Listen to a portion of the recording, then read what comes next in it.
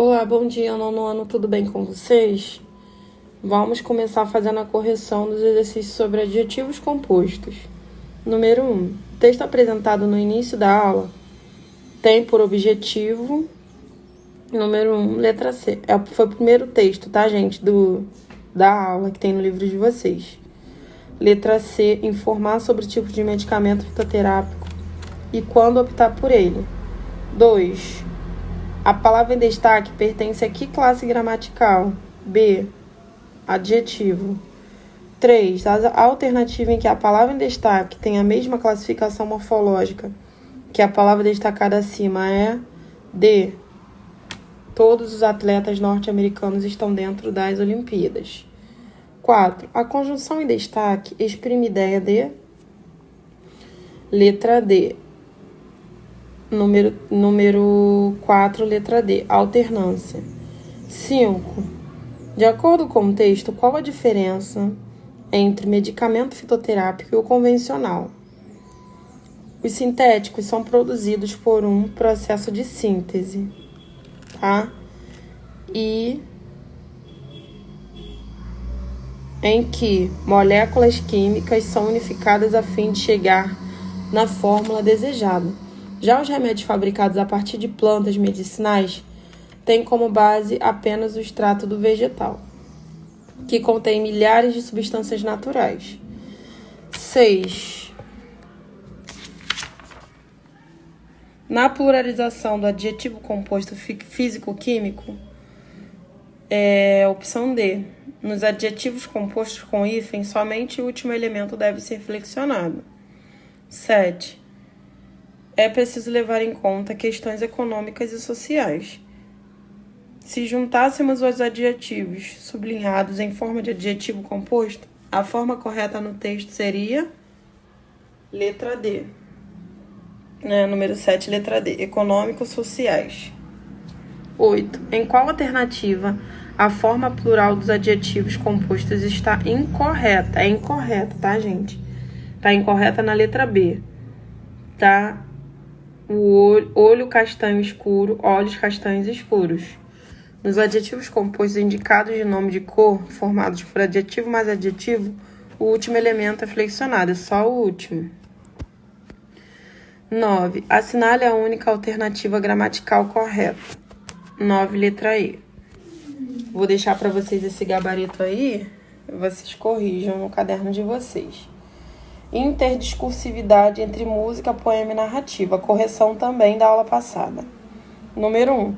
No verso Amar é fogo que arde sem se ver, de Camões, predomina a figura de linguagem.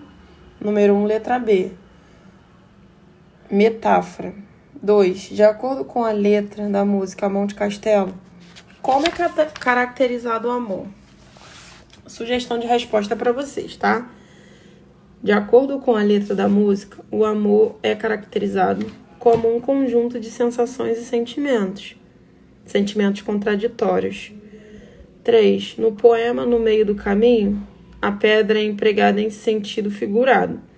Sendo assim, a que ela se refere? No poema de Drummond, a pedra faz referência às dificuldades com as quais nos deparamos ao longo da nossa vida. 4. Na tirinha Vida de Passarinho, o personagem afirma ser um passarinho prático. Qual atitude do personagem reafirma tal característica? Na tirinha, o personagem, em vez de discorrer sobre o fato de ter encontrado uma pedra em seu caminho, somente pula o objeto e segue em frente. Essa atitude reafirma sua praticidade. 5. No verso Na vida de minhas retinas tão fatigadas, do poema de Drummond, qual é o sentido da palavra em destaque? No caso, a palavra fatigadas. No verso, a palavra fatigadas está sendo empregada com o sentido de cansadas, exaustas. Das 6 em diante, eu vou deixar para vocês o gabarito aqui também, tá? E hoje nós vamos falar um pouquinho sobre artigo opinativo. Vocês já devem estar com o livro de vocês, né, do 4º bimestre, porque hoje nós vamos começar a utilizar o livro do 4º bimestre, começaremos hoje, né, a falar um pouquinho sobre artigo opinativo, tá? Então acompanhe no livro de vocês. Começamos hoje o 4º bimestre. Eu espero que vocês se saiam muito bem. Com certeza vocês vão sair, né? Fim já do nosso ano letivo. E é isso, pessoal. Vamos começar. É notável que uma boa comunicação, né, gera muitas oportunidades.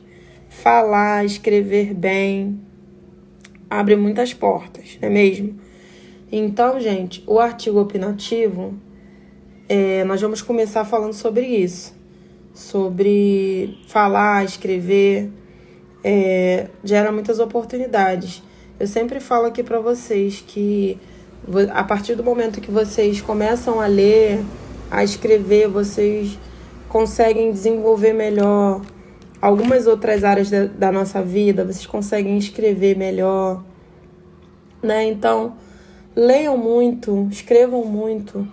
Eu ainda não sei o que vocês vão querer fazer, qual faculdade vocês vão querer fazer, mas eu creio que vocês já são bem-sucedidos, vocês vão conseguir, que vocês se dedicam muito, né, naquilo que vocês querem. Então é isso. Leiam bastante, escrevam. É muito importante na nossa vida a gente saber coisas que, mesmo não nos interessam, a gente tem que aprender. Tem muitas coisas que a gente olha assim, eu não gosto de fazer isso, mas é sempre bom a gente aprender, porque em algum momento da nossa vida pode ser que a gente precisa usar aquilo. Então é muito importante, tá bom, gente? A interação social nos permite ter contato com ideias, opiniões, discursos dos mais variados tipos. Sendo assim, é normal que criemos um posicionamento. É ideal que criamos um posicionamento em relação aos assuntos com os quais nos deparamos.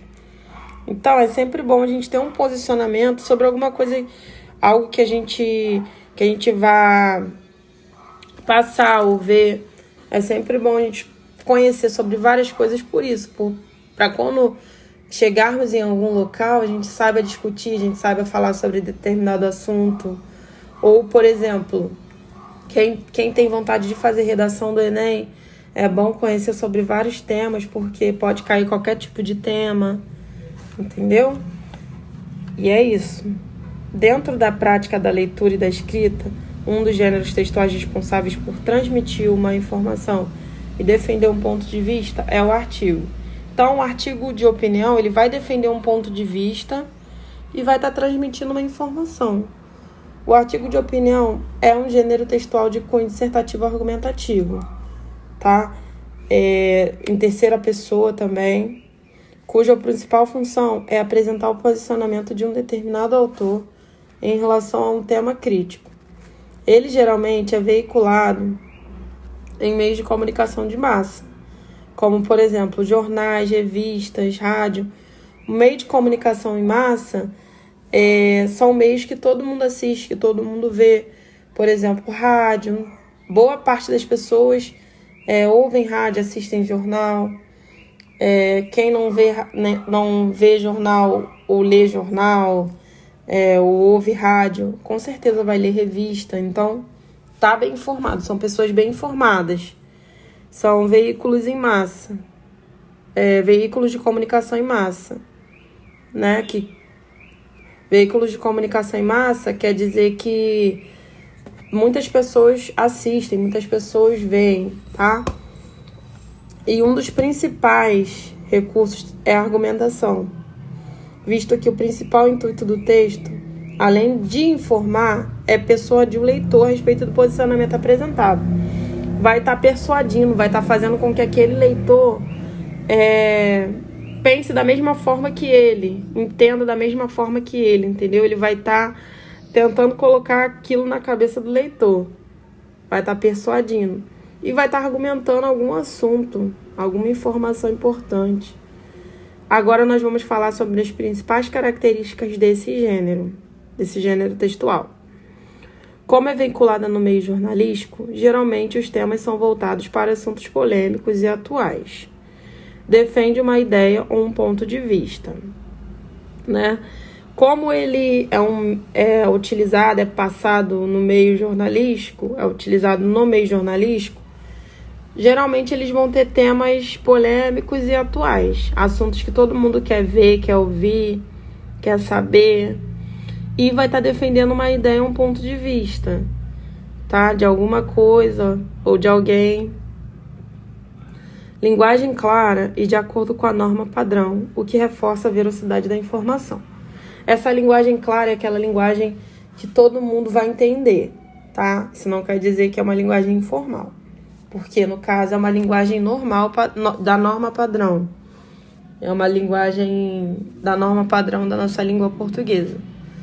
O que reforça a veracidade da informação é aquilo que faz com que a informação, com que a gente venha perceber, sentir que aquela informação é verdadeira. Os argumentos são baseados em relatos de autoridades, especialistas no assunto que está sendo abordado, exemplificação, dados estatísticos, entre outros. Escritos em primeira ou terceira pessoa, tá? Pode ser em primeira ou terceira pessoa, não tem problema. Na maioria das vezes, carrega o assunto, carrega a assinatura do autor, veiculada em meios de comunicação como rádio, televisão, como eu já falei para vocês. Quanto à estrutura, o artigo de opinião segue o padrão dos textos dissertativos argumentativos. Ele divide-se em no mínimo 3 parágrafos, sendo o primeiro a introdução com a apresentação do tema e os argumentos de defesa, seguido do desenvolvimento, em que os argumentos ou posicionamentos mencionados no início serão defendidos com base em informações que constatem a veracidade dos fatos. E, por fim, temos o último parágrafo, a conclusão, no momento no qual será elaborada uma proposta de intervenção para o problema.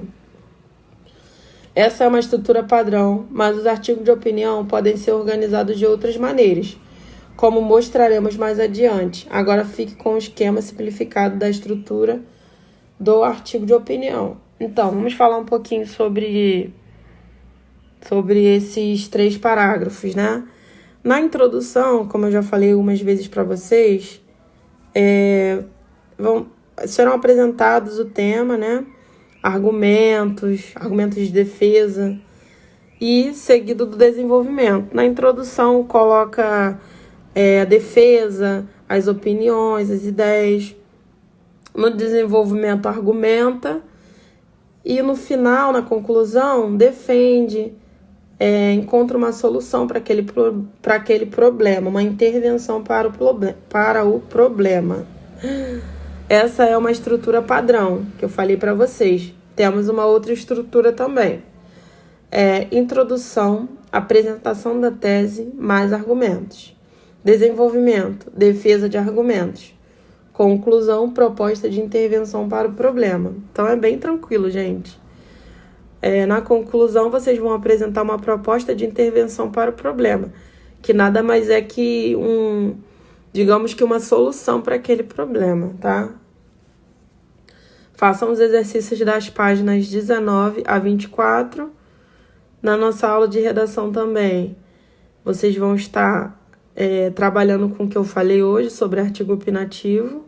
São 2 atividades. A primeira atividade é, de acordo com o que aprendemos na aula de hoje, crie um texto opinativo com o tema o racismo, de no mínimo 15 linhas e entregar na escola até o dia 20. O outro também, tá, gente?